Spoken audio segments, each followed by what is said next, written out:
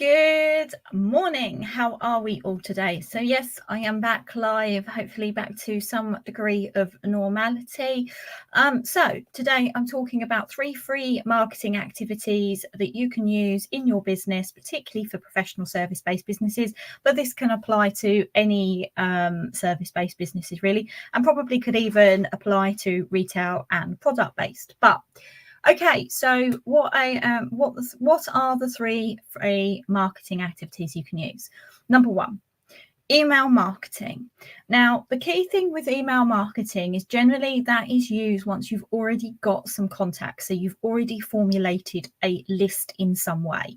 So that could be a case of you've already had inquiries where, they've called, you've taken their contact details. It could be the fact that they've completed a form on your website. It could be the fact that you have done a webinar, they've downloaded a lead magnet.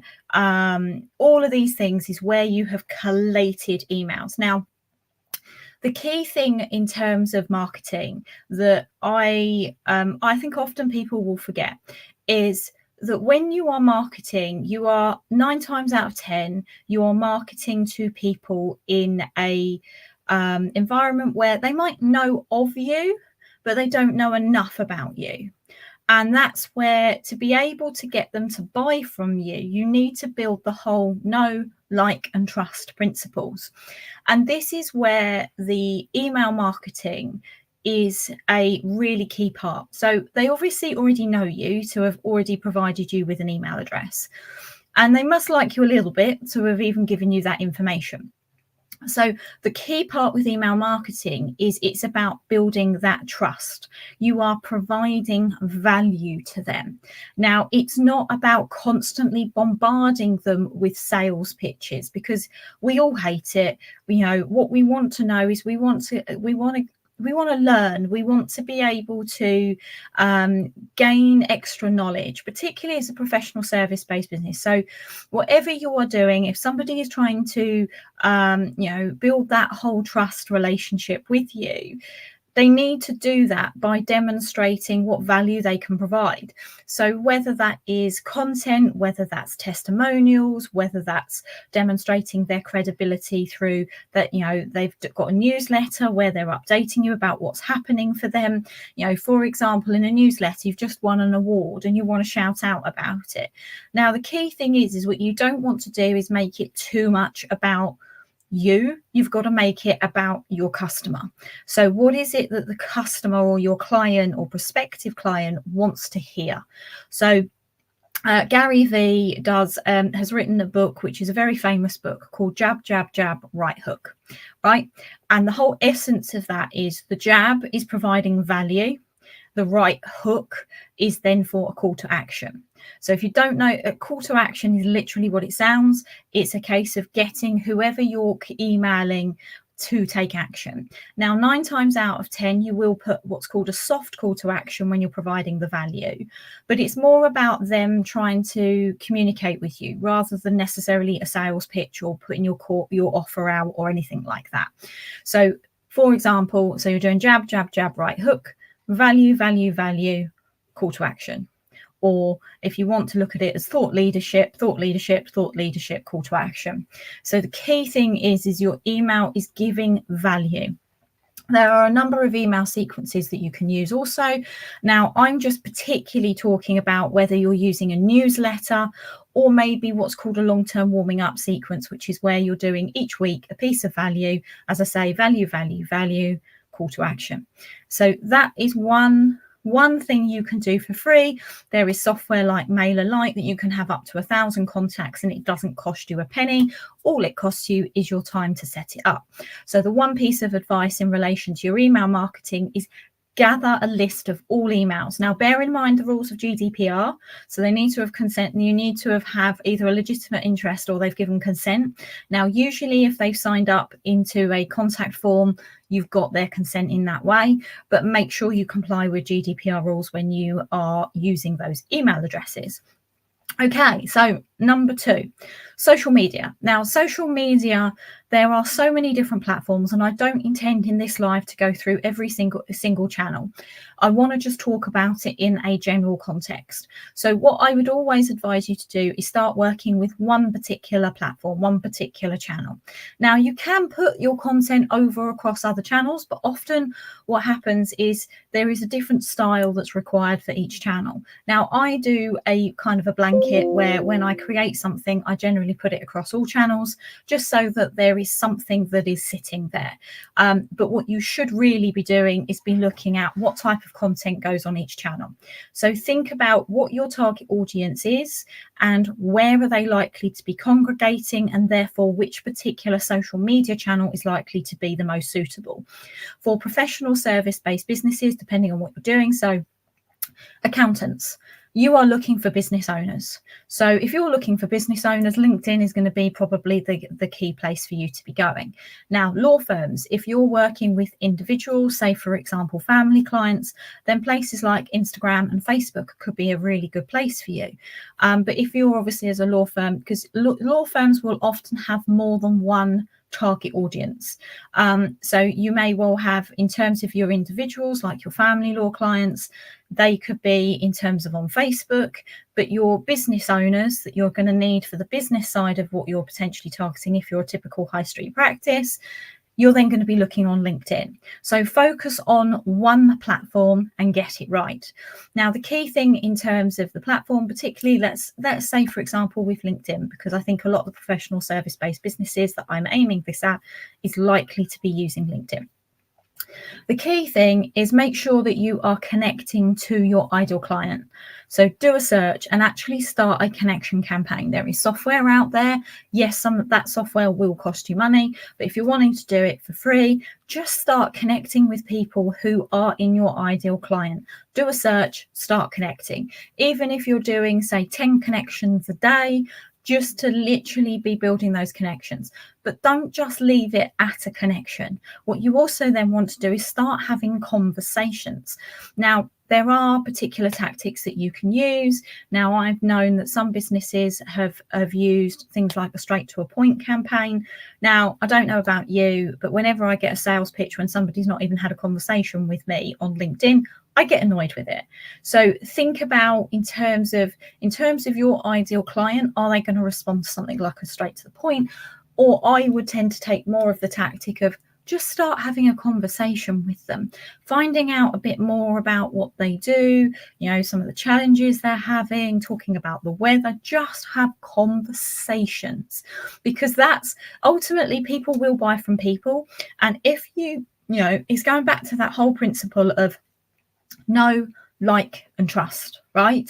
So if they're getting to know you through a conversation, they'll start to like you. Then when they start to like you, you can then send them the things that demonstrate they can trust you.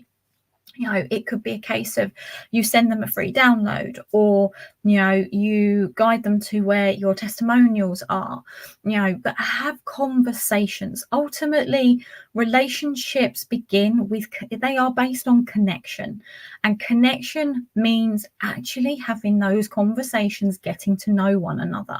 Don't expect every time you send a message, you're going to then get an instant. And I've done this tactic. I've tried this tactic with the straight to the point. And for me personally, it doesn't really work for me. But, you know, it's a case of, for me, I think it's all about building that rapport, building that relationship. Okay. So think about in terms of social media, there are so many things that you can do. You know, on Facebook, again, you could be being part of, where are your ideal clients sitting? Are there any Facebook groups that they're a part of? Join those Facebook groups. If there are people are asking questions, answer those questions. Start building conversations again, and that's when you start to build connections, build relationships, and potentially actually then get some leads.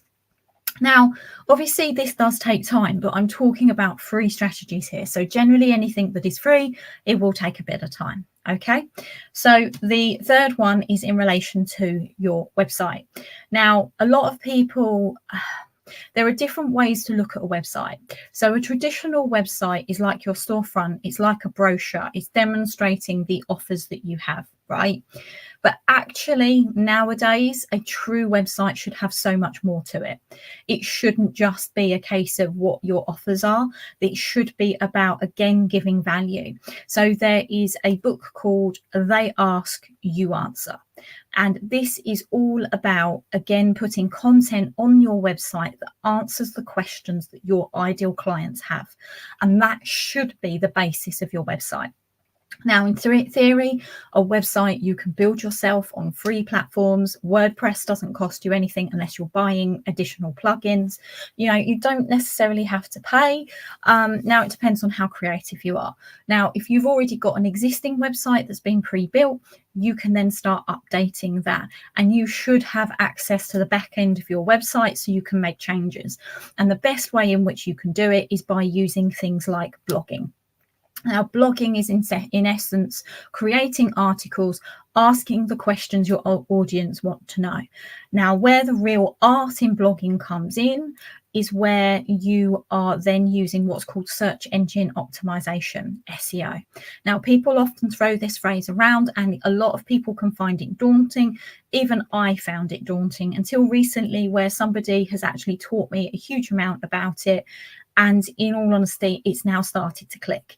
And a lot of it is all about the keywords that go in the background, which is what Google then finds. So when people are searching, so for example, if your ideal client is asking a specific question, that specific question goes into, they put it into Google, and what you want is your blog article to be coming up to address that question. Right. And that's then where, again, you're starting to get free traction. Now, you don't need to be paying for Google Ads for that side of things. Yes, Google Ads put you at the top of the page guaranteed, but search engine optimization is a way in which you can actually get there for free. It isn't a quick overnight win. It does take time for you to build up and get, and there's loads of components that are associated to it. But if you have a good website that you've got blogging in the background, even if necessarily the rest of your website isn't always optimized, but you've actually got blogs that are, and people are searching the specific questions that you are addressing in your blogs, that will well and truly that will well and truly get you sort of seen by your ideal client. So they are three key ways in which you can create. And to be honest, there's been a lot of additional bits in there that are in much more detail. So I hope from there you've got a few things that you can start thinking about in terms of the activities. Now, as I always talk to you guys about, activities are all well and good, but you need to make sure you've got the strategy set up in the background. So you need to know specifically who your ideal client is. Who are you targeting? And I'm not just being generic. Now, I use the phrase professional service-based businesses. Now, if you look at what I've created in terms of my ideal client, it goes into so much more detail than that. I've named them, I've created an avatar. So you need to be looking at things like that. What's your marketing message? Why is it that people should be coming to you compared to anybody else, right? What is it that you offer? So in terms of your strategy, make sure you think you've got all of that nailed before you get too crazy in terms of the actual activities. So I hope that that gives you some really valuable insight. If you would like some help in terms of your marketing strategy, what activities to use, and be specific in terms of the professional service-based businesses, then make sure you book in a strategy session. As I've already indicated to you, and I will repeat this because not everybody sees every single video that I do, is I come from a legal background. I understand the professional services industry. I ran a law firm for 7 years. So I know in terms of regulation that there are restrictions. So for example, on email marketing and stuff like that, there will be restrictions that will apply. So I can guide you based in terms of those, around those restrictions, to make sure that you get the best out of marketing. Professional service-based businesses are renowned for not always necessarily making the most of the opportunities that are out there. So if you want some help, you know what you need to do, book in a strategy session. I would also love to hear in terms of whether you are using any of these in your business. Please do like, comment, share. If you do anything, just share the content out there. If you know anybody that might benefit from this knowledge, please do share it out. So thank you very much for listening, and I hope you have a fantastic day.